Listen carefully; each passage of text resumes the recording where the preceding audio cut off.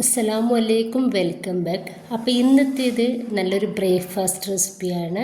അപ്പോൾ നമുക്കിത് കുഴിക്കും പരുത്തൊന്നും ചെയ്യേണ്ട, ഈസി ആയിട്ടും നല്ല ടേസ്റ്റി ആയിട്ടുമാണ് നമ്മളിത് ഉണ്ടാക്കിയിട്ട് എടുക്കുന്നത്. അപ്പോൾ ഇത് കഴിക്കാൻ വേണ്ടിയിട്ട് നമുക്ക് കറി ഒന്നും തന്നെ വേണ്ട. അപ്പോൾ ഇത് ഉണ്ടാക്കുന്നത് എങ്ങനെയെന്ന് കണ്ടുനോക്കാം.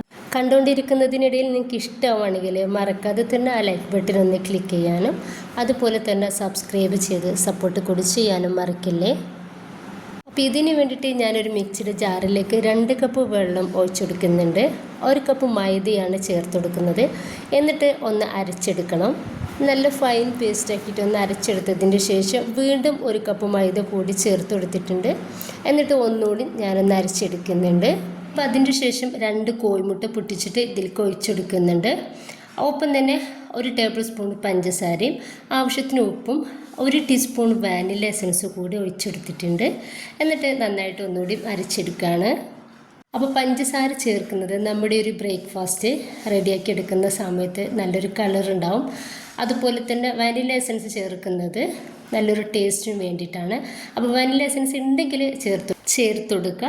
അപ്പോൾ ഈ ഒരു തിക്നെസ്സിലാണ് നമുക്കൊരു മാവ് വേണ്ടത്. അപ്പോൾ ചെറിയ ചൂടായിട്ടുള്ള പാനിലേക്ക് ഞാൻ 1 കയ്യിൽ മാവ് ഒഴിച്ച് കൊടുക്കുന്നുണ്ട്. അപ്പോൾ പാന് ഏറ്റവും ചെറിയ ചൂടിൽ വേണം നമ്മൾ മാവ് ഒഴിച്ച് കൊടുക്കാൻ വേണ്ടിയിട്ട്. നല്ല ചൂടുണ്ടെങ്കിൽ ഇത് ദോശ പോലെയാണ് ആവുക. ഇനിയിപ്പോൾ ഇതാ ഏറ്റവും ലോ ഫ്ലെയിമിൽ തന്നെ ഇട്ടിട്ട് നമുക്ക് ഇതൊന്ന് റെഡിയാക്കിയിട്ട് എടുക്കാം. മേൽഭാഗം ഒന്നും ആയാൽ നമുക്കിതൊന്ന് മറിച്ചിട്ടെടുക്കാം. അപ്പോൾ സൈഡിൽ നിന്നും ഇതുപോലെ വിട്ട് വരുന്ന ആ ഒരു ടൈമിൽ നമുക്ക് ഇതൊന്ന് മറിച്ചിട്ടെടുക്കാം. നല്ല സോഫ്റ്റിലാണ് ഇരിക്കുന്നത്, അതുകൊണ്ട് തന്നെ ശ്രദ്ധിച്ചിട്ട് വേണം മറിച്ചിട്ടെടുക്കാൻ വേണ്ടിയിട്ട്. ഇനിയിപ്പോൾ നമ്മൾ മീഡിയം ഫ്ലെയിമിലും ലോ ഫ്ലെയിമിലും ഇട്ടിട്ട് നമുക്ക് റെഡിയാക്കിയിട്ട് എടുക്കാം. നമ്മൾ മാവ് ഒഴിച്ചെടുക്കുന്ന സമയത്ത് നമ്മുടെ ഒരു പാനിന് ചെറിയ ചൂട് മാത്രമേ പാടുള്ളൂ.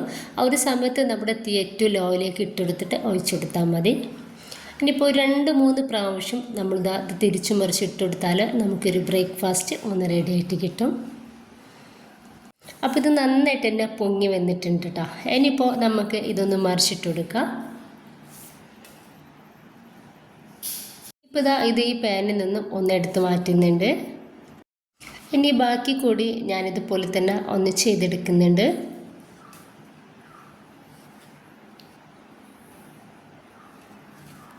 അപ്പോൾ മുഴുവനായിട്ട് തന്നെ ഞാൻ ഇതുപോലെ ഒന്ന് റെഡിയാക്കിയിട്ട് എടുത്തിട്ടുണ്ട്. അപ്പോൾ നമ്മുടെ ഒരു ബ്രേക്ക്ഫാസ്റ്റ് ഭയങ്കര സോഫ്റ്റും നല്ല ടേസ്റ്റുമാണ്. നമുക്ക് കറികളൊന്നും ആവശ്യം തന്നെ ഇല്ല ഇത് കഴിക്കാൻ വേണ്ടിയിട്ട്. അപ്പോൾ രാവിലെയൊക്കെ നമുക്ക് ഈസി ആയിട്ട് തന്നെ ഇതുപോലെ ചെയ്തെടുക്കാൻ വേണ്ടിയിട്ട് പറ്റും. അപ്പോൾ എല്ലാവരും ഒന്ന് ട്രൈ ചെയ്ത് നോക്കുക. ഇഷ്ടമായിട്ടുണ്ടെങ്കിൽ നിങ്ങളുടെ എല്ലാ സപ്പോർട്ടും ഉണ്ടാവുക. Okay, by.